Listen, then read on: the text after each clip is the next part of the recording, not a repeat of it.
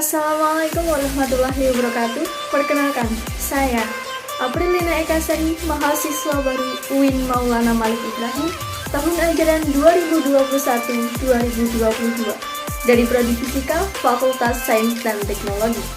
Di sini saya sebagai maba mendapatkan tugas untuk membuat video sosialisasi prokes 5M dan pentingnya vaksinasi. Mari kita simak video berikut ini. Warga negara Indonesia yang positif virus corona merupakan warga pasien positif terjangkit virus corona. Penularannya ini melalui percikan liur. Kemarin sudah ada masker dan cairan pencuci tangan kabur dari ruang isolasi.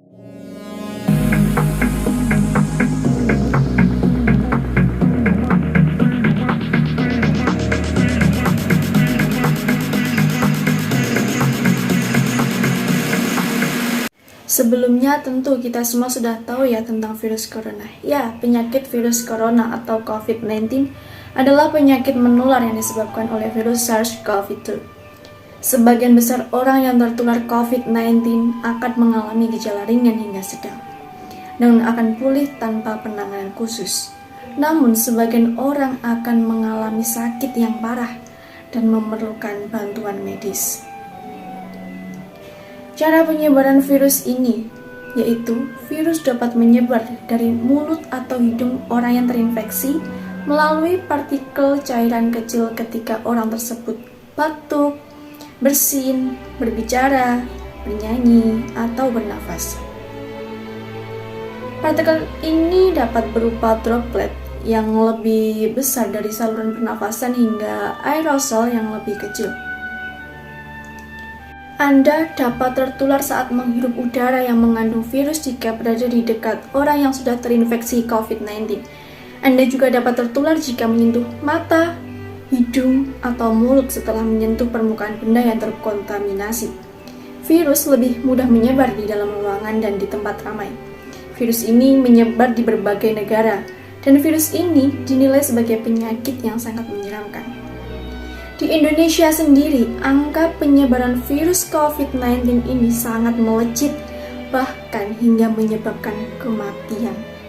Tercatat hingga saat ini 4,7 juta kasus dan 131.000 meninggal dunia. Sedangkan jumlah kasus di dunia mencapai 216 juta kasus dan 4,5 juta meninggal dunia. Sangat miris bukan negeri kita tercinta ini? Karena pandemi saat ini banyak sekali yang mengalami kerugian.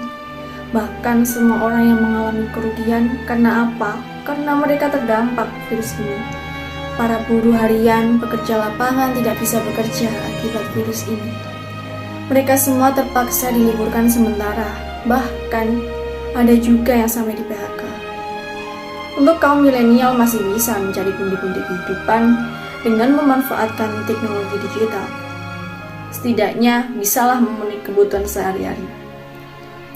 Lantas, bagaimana para penjual kaki lima, rakyat-rakyat kecil yang usianya sudah dibilang ya cukuplah dan juga tidak sedikit dari mereka yang kurang akan pemahaman teknologi digital ini? Pasti mereka sangat mengalami kerugian, apalagi di era PPKM seperti ini. Untuk mereka makan pun susah, cari kerja juga susah. Miris sekali ya.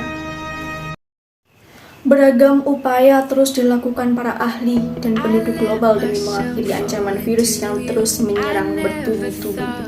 Maka dari itu pemerintah Indonesia membuat pedoman dan protokol kesehatan untuk menghadapi virus corona. Protokol kesehatan ini dikenal dengan sebutan 5M. Sudah tahu apa saja protokol kesehatan 5M untuk membantu pencegahan penularan virus corona? Berikut ini protokol kesehatan 5M tersebut. Pertama, mencuci tangan. Rutin mencuci tangan hingga bersih adalah salah satu protokol kesehatan yang cukup efektif untuk mencegah penularan virus corona. Untuk hasil yang lebih maksimal, kamu disarankan untuk mencuci tangan setidaknya selama 20 detik beberapa kali sehari, terutama saat kamu sebelum masak atau makan, setelah menggunakan kamar mandi, setelah menutup hidung, saat batuk atau bersin, setelah bepergian, dan lain-lain. Untuk membunuh virus dan kuman-kuman lainnya, gunakan sabun, air, dan pembersih tangan atau dengan alkohol setidaknya dengan kadar 60%. Berikut tata cara untuk mencuci tangan yang baik dan benar. Simak video berikut ini. Sudah pada tahu kan? Kalau salah satu cara membunuh virus corona adalah dengan CTPS alias cuci tangan pakai sabun. Sudah tahu juga kan, biar virus coronanya mati, CTPS-nya minimal harus 20 detik. Nah, hari ini Ayah mau berbagi pengetahuan. Kenapa minimal harus 20 detik? Biar lebih jelas, Ayah akan peragakan sebuah percobaan sederhana dengan lotion punya si ibu. Kita lumuri lotion ke seluruh permukaan tangan kita. Anggap saja, lotion ini ceritanya adalah virus yang mudah menempel di tangan kita. Kita coba cuci tangan pakai air saja. Lotionnya masih menempel. Nah, sekarang coba cuci tangan pakai sabun. Tapi hanya 5 detik atau 10 detik. Apa hasilnya? Ya masih menempel juga lah. Tapi, kalau 20 detik mencuci tangan pakai sabun dengan baik dan benar, pasti berhasil. Pertama, basahi tangan dengan air mengalir. Kemudian, gosok sabun ke telapak, punggung tangan, dan sela jari. Lakukan dengan membersihkan bagian bawah kuku. Baru kita bilas dengan air bersih yang mengalir. Terakhir, keringkan dengan tisu, handuk, atau kain bersih lainnya. Kalau nggak percaya, bisa dicoba loh. Ingat, 20 detik waktumu bisa jadi penyelamatmu. Yang kedua, yaitu memakai masker. Pada awal pandemi tahun lalu, Organisasi Kesehatan Dunia atau WHO mengatakan bahwa penggunaan masker hanya direkomendasikan untuk orang sakit, bukan orang sehat. Namun, virus corona jenis SARS-CoV-2 yang merajalela hingga saat ini membuat protokol kesehatan bisa berubah-ubah seiring bergulirnya waktu. Beberapa waktu selang kebijakan WHO di atas, WHO akhirnya mengeluarkan himbauan agar semua orang selalu menggunakan masker saat beraktivitas di luar rumah. Berikut ini cara memakai masker dengan baik dan benar. Sering menggunakan masker, tapi sudahkah benar cara penggunaannya? Berikut cara yang benar menggunakan masker. Pertama, cuci tangan dengan sabun dan air mengalir atau bersihkan tangan dengan cairan berbahan dasar alkohol. Cek masker Anda dan periksa apakah ada sobekan atau lubang. Pastikan arah masker sudah benar. Pita logam terletak di sisi atas. Tekan pita logam atau sisi masker yang kaku sampai menempel sempurna ke hidung. Tarik sisi bawah masker sampai menutupi mulut dan dagu. Setelah digunakan, lepas tali elastis masker dari daun telinga sambil tetap menjauhkan masker dari wajah dan juga pakaian. Supaya tidak bersentuhan dengan permukaan masker yang mungkin terkontaminasi. Segera buang masker di tempat sampah tertutup setelah digunakan. Selanjutnya, bersihkan tangan setelah menyentuh atau membuang masker. Gunakan cairan antiseptik berbahan dasar alkohol atau jika tangan terlihat kotor, cuci tangan dengan air bersih mengalir dan juga sabun. Yang ketiga, yaitu menjaga jarak. Protokol kesehatan lainnya yang perlu dipatuhi adalah menjaga jarak. Menjaga jarak minimal 1-1,5 meter dengan orang lain untuk menghindari terkena droplet dari orang yang bicara, batuk, bersin, serta menghindari kerumunan, keramaian, dan berdesakan. Bila tidak memungkinkan melakukan jaga jarak, maka dapat dilakukan berbagai rekayasa teknis lainnya. Rekayasa teknis dapat berupa pembatasan jumlah orang, pengaturan jadwal, pembuatan partisi, pengaturan jalur masuk, keluar, dan sebagainya. Yang keempat, yaitu menjauhi kerumunan. Selain 3 hal di atas, menjauhi kerumunan merupakan protokol kesehatan yang harus dilakukan. Menurut Kementerian Kesehatan Republik Indonesia, masyarakat diminta untuk menjauhi kerumunan saat berada di luar rumah. Ingat, semakin banyak dan sering kamu bertemu orang, maka kemungkinan terinfeksi virus corona pun semakin tinggi. Oleh sebab itu, hindari tempat keramaian. terutama bila sedang sakit atau berusia di atas 60 tahun, yang bisa dikatakan itu usia lansia ya. Menurut riset, lansia dan pengidap penyakit kronis memiliki resiko yang lebih tinggi terserang virus corona. Yang kelima yaitu mengurangi mobilitas.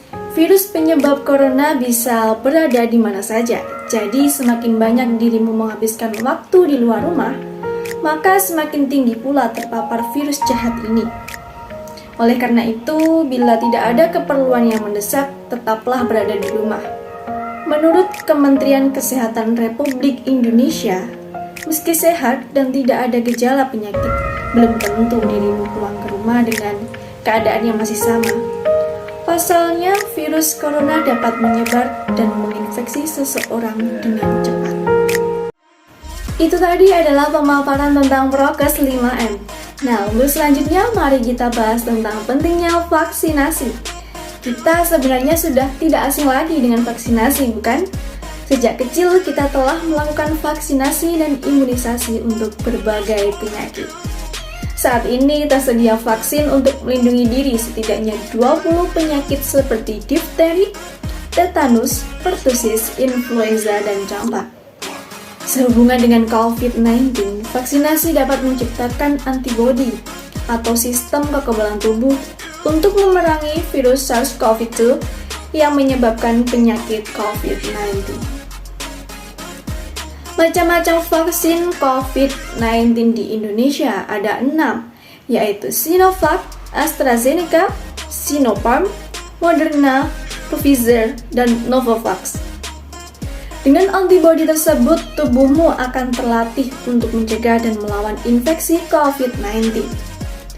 Vaksinasi memang bukanlah obat yang menyembuhkan COVID-19 secara total. Namun, menurut para ahli, kalaupun kamu terkena COVID-19 setelah vaksinasi, vaksin akan mencegah tubuhmu dari infeksi dan gejala penyakit COVID-19 yang jauh lebih fatal.